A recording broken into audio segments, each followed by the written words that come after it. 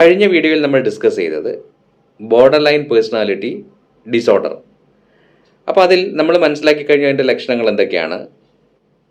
ആ ലക്ഷണങ്ങൾ കൂടുതലായിട്ട് നമ്മൾ പോകുമ്പോൾ സാധാരണയായിട്ട് BPD ഉള്ള ആളുകൾ, ബോർഡർ ലൈൻ പേഴ്സണാലിറ്റി ഡിസോർഡർ ഉള്ള ആളുകൾ റിലേഷൻഷിപ്പിൻ്റെ അകത്ത് വലിയ പ്രശ്നങ്ങൾ ക്രിയേറ്റ് ചെയ്യുന്നത് കാണാറുണ്ട്.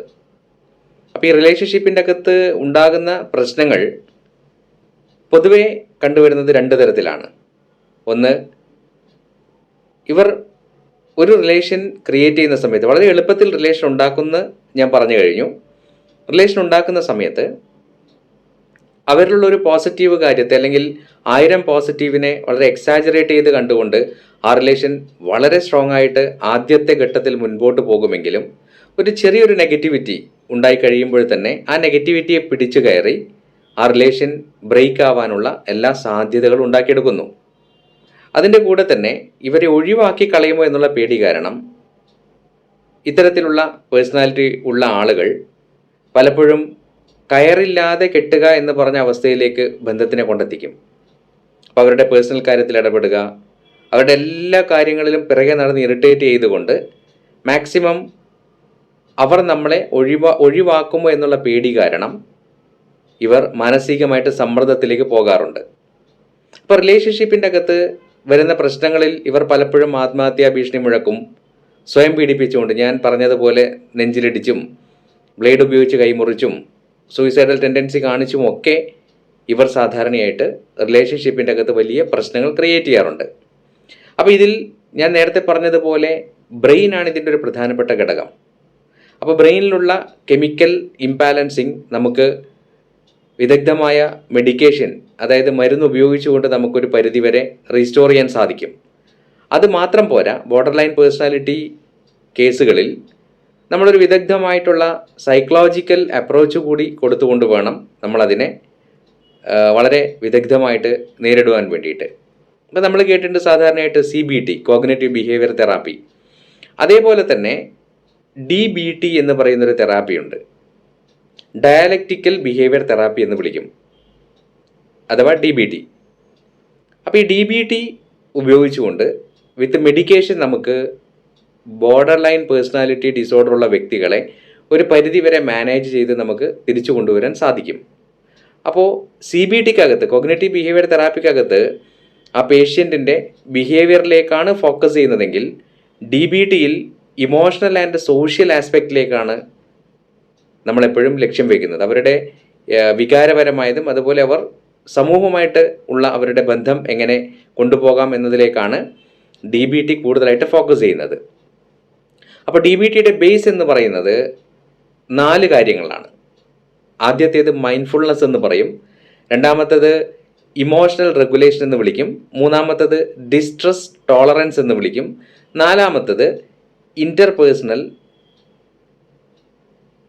ഇഫക്റ്റീവ്നെസ് എന്ന് വിളിക്കും, ഇൻ്റർപേഴ്സണൽ ഇഫക്റ്റീവ്നെസ്. ഇങ്ങനെ 4 ഘട്ടങ്ങളിൽ കൂടിയാണ് DBT എന്ന് പറയുന്ന തെറാപ്പി നമ്മൾ മുൻപോട്ട് കൊണ്ടുപോകുന്നത്.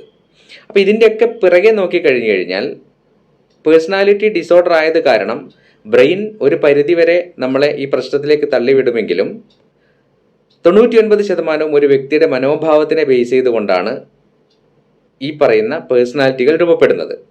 അപ്പോൾ എന്താണ് യഥാർത്ഥത്തിൽ ആറ്റിറ്റ്യൂഡ് അല്ലെങ്കിൽ മനോഭാവം എന്ന് പറഞ്ഞു കഴിഞ്ഞാൽ, ഇപ്പോൾ സാധാരണയായിട്ട് ഒരു മനോഭാവം ഒരു വ്യക്തി ക്രിയേറ്റ് ചെയ്തുകൊണ്ട് ആ വ്യക്തി ഒരു പ്രത്യേക പേഴ്സണാലിറ്റിയിലേക്ക് പോകുന്നതിനുള്ള കാരണം ഈ മനോഭാവത്തിൻ്റെ അകത്ത് വരുന്ന 3 കാര്യങ്ങളാണ്.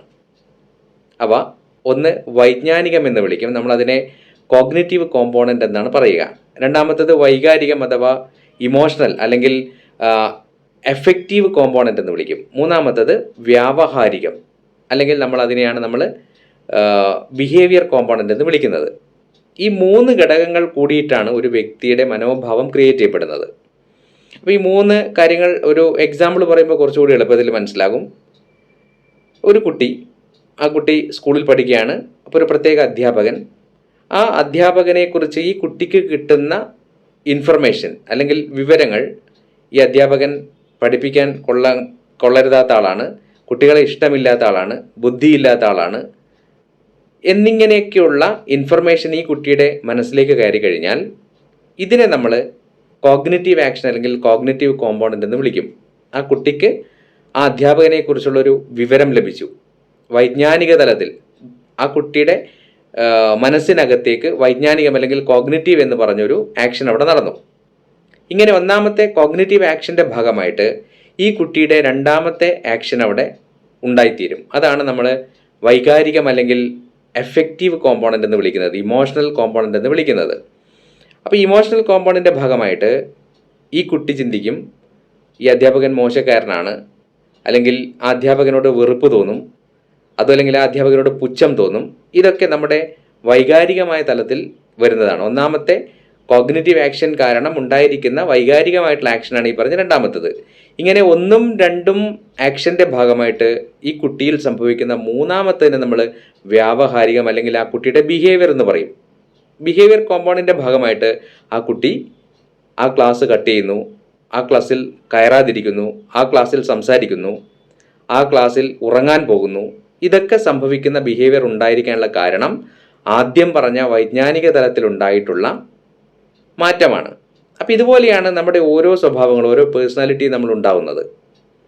നമ്മുടെ വൈജ്ഞാനിക തലത്തിൽ അല്ലെങ്കിൽ കോഗ്നിറ്റീവ് കോമ്പോണൻ്റ് എന്ന് പറയുന്ന ആ ഭാഗത്തുണ്ടാകുന്ന ഇൻഫർമേഷൻ്റെ ബേസിലാണ് ഒരു വ്യക്തിയുടെ വ്യക്തിത്വം രൂപപ്പെടുന്നതെന്ന് വേണമെങ്കിൽ നമുക്ക് പറയാം. അപ്പോൾ ഇതിനെ എളുപ്പത്തിൽ മനസ്സിലാക്കാൻ വേണ്ടിയിട്ട് മനസ്സ് എന്ന് പറഞ്ഞാൽ എന്താണെന്ന് ചോദിച്ചാൽ നമ്മൾ പറയും, സൈക്കോളജി എന്ന വാക്ക് വന്നിരിക്കുന്നത് തന്നെ ഇറ്റ്സ് കെയിം ഫ്രം ലാറ്റിൻ ആണ്.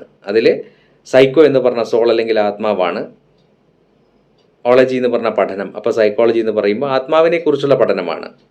അപ്പോൾ നമ്മുടെ ഉള്ളിലുള്ള ആത്മാവ് അല്ലെങ്കിൽ ജീവശക്തി എന്ന് പറയുന്ന ആ ഒരു എനർജി നമ്മുടെ ബോഡിയിലേക്ക് കയറി കഴിയുമ്പോൾ അത് മൂന്നായിട്ട് ഡിവൈഡ് ചെയ്യപ്പെടും. അങ്ങനെ ആത്മാവ് അതിൻ്റെ ശക്തികളെ മൂന്നാക്കി ഡിവൈഡ് ചെയ്യുന്നത് ഒന്ന് മനസ്സാണ്, രണ്ടാമത്തത് ബുദ്ധിയാണ്, മൂന്നാമത്തത് സംസ്കാരമാണ്. അപ്പോൾ മനസ്സെന്ന് പറഞ്ഞാൽ സങ്കല്പങ്ങളെയും വികല്പങ്ങളെയും ക്രിയേറ്റ് ചെയ്യുന്ന ഒരു പ്രത്യേക ജോലിയാണ് മനസ്സിനുള്ളത്, സങ്കല്പങ്ങൾ ഉണ്ടാക്കിയെടുക്കുക. ബുദ്ധി എന്ന് പറഞ്ഞാൽ സങ്കല്പങ്ങളും വികല്പങ്ങളും എന്നതിൽ നിന്നും ഒന്നിനെ ചൂസ് ചെയ്യുന്നത് ബുദ്ധിയാണ്.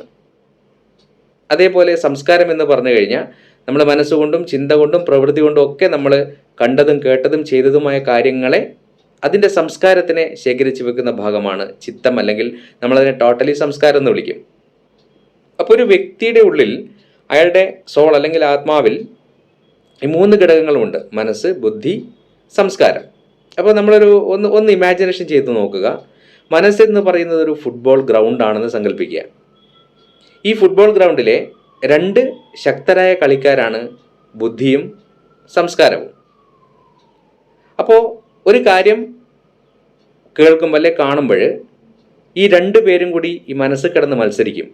അപ്പോൾ അതിൽ സംസ്കാരമായിരിക്കും എപ്പോഴും സ്ട്രോങ് ആയി നിൽക്കുക. കാരണം കുറേ കാലമായിട്ട് ഒരു കാര്യം ചെയ്ത് സംസ്കാരമായിട്ടുള്ളിൽ കയറി. ഫോർ എക്സാമ്പിൾ, കുറേ വൃത്തികെട്ട കൂട്ടുകെട്ടിൽപ്പെട്ട് കുറേ കാലം ആ വൃത്തികെട്ട കൂട്ടുകെട്ടിൻ്റെ സംസ്കാരത്തോടു കൂടി ജീവിച്ച വ്യക്തിയെ സംബന്ധിച്ചിടത്തോളം ഒരു പ്രശ്നമുണ്ടാകുമ്പോൾ അയാളുടെ ബിഹേവിയർ അതേ വൃത്തികെട്ട ബിഹേവിയറായിട്ട് മാറും. കാരണം ബുദ്ധി അവിടെ പ്രവർത്തിക്കാനുള്ള ശക്തിയില്ല, പകരം നല്ല കളിക്കാരനായിട്ടുള്ള ഈ സംസ്കാരം അവിടെ കിടന്ന് ബുദ്ധിയെ തോൽപ്പിക്കും. അപ്പോൾ ഇവിടെ ഈ വ്യക്തിയുടെ ബിഹേവിയർ മാറ്റണമെങ്കിൽ എന്ത് ചെയ്യണം? ഒറ്റ മാർഗ്ഗമേ ഉള്ളൂ, അവൻ്റെ ബുദ്ധിയുടെ തലത്തെ വർദ്ധിപ്പിക്കുക. അപ്പോൾ ബുദ്ധിയുടെ തലത്തെ വർദ്ധിപ്പിക്കുക, അല്ലെങ്കിൽ നമുക്കിങ്ങനെ പറയാം, നോളജ് കൊണ്ട് ബുദ്ധിയെ പ്രകാശിപ്പിക്കുക. അത് തന്നെയാണ് യഥാർത്ഥത്തിൽ ഈ കോഗ്നിറ്റീവ് എന്ന് പറഞ്ഞ കോമ്പോണൻറ്റും. നേരത്തെ നമ്മൾ പറഞ്ഞതനുസരിച്ച് ആ അധ്യാപകനെക്കുറിച്ച് ആ കുട്ടിക്ക് കിട്ടിയിരിക്കുന്ന ഇൻഫർമേഷൻ്റെ ബേസിൽ എടുക്കുന്ന കോഗ്നിറ്റീവ് ആക്ഷനാണ് ആ കുട്ടിയെ കൊണ്ട് വൈകാരികവും അതുപോലെ വ്യാവഹാരികവുമായ ബിഹേവിയറിലേക്ക് കൊണ്ടുവന്നത്. അതേപോലെ തന്നെ ഒരു വ്യക്തിയുടെ ബുദ്ധിയെ നമ്മൾ നോളജ് കൊണ്ട് സംസാരിച്ച് നോളജ് കൊണ്ട് നമ്മൾ ഉയർത്തുന്ന സമയത്താണ് ആ വ്യക്തിയിലെ പേഴ്സണാലിറ്റിയെ മാറ്റാൻ സാധിക്കുന്നത്. അപ്പോൾ ഈ ഒരു ബേസിലാണ് നമ്മൾ DBT അല്ലെങ്കിൽ CBT ഒക്കെ നമ്മൾ പ്രയോഗിക്കുന്നത്. അപ്പോൾ ചുരുക്കി പറഞ്ഞാൽ ബോർഡർ ലൈൻ പേഴ്സണാലിറ്റി ഉള്ള വ്യക്തികളെ വളരെ വിദഗ്ധമായിട്ടത് ബോർഡർ ലൈൻ പേഴ്സണാലിറ്റി ഡിസോർഡർ ആണെന്ന് ഐഡൻറ്റിഫൈ ചെയ്ത് കഴിഞ്ഞാൽ തീർച്ചയായിട്ടും ഒരു സൈക്യാട്രിസ്റ്റിനെ കാണുകയും ആ വ്യക്തിയുടെ ബ്രെയിൻ ഉൾപ്പെടുന്ന ഭാഗങ്ങളിൽ കൂടിയുള്ള കെമിക്കൽ ചേഞ്ചസിനെ മെഡിക്കേഷൻ ഉപയോഗിച്ചുകൊണ്ട് വളരെ കൃത്യമായിട്ട് ട്രീറ്റ്മെൻറ്റ് ചെയ്ത് കറക്റ്റ് ചെയ്യുകയും അതിൻ്റെ കൂടെ ഈ പറഞ്ഞ DBT എന്ന് പറഞ്ഞ തെറാപ്പിയും യൂസ് ചെയ്ത് കഴിഞ്ഞാൽ ഒരു പരിധിവരെ നമുക്ക് ബോർഡർ ലൈൻ പേഴ്സണാലിറ്റി ഡിസോർഡർ ഒന്ന് മാനേജ് ചെയ്ത് ആ വ്യക്തിയെ തിരിച്ചു കൊണ്ടുവരാൻ സാധിക്കും.